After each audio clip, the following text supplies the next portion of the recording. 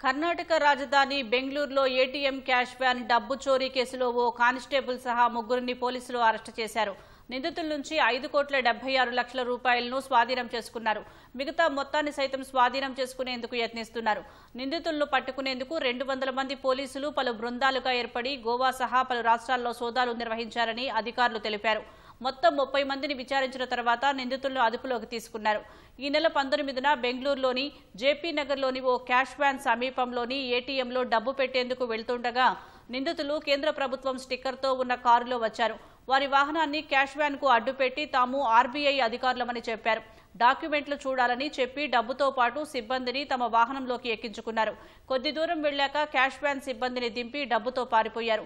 నిందితులు 7,11,00,000 రూపాయలు ఎత్తుకు వెళ్లినట్లు సిబ్బంది ఫిర్యాదు చేయడంతో పోలీసులు రంగంలోకి దిగి నిందితులను పట్టుకున్నారు. చోరీ కోసం నిందితులు 3 నెలల పాటు ప్రణాళిక వేసి సీసీటీవీ లేని మార్గాన్ని ఎంచుకున్నారని పోలీసులు తెలిపారు.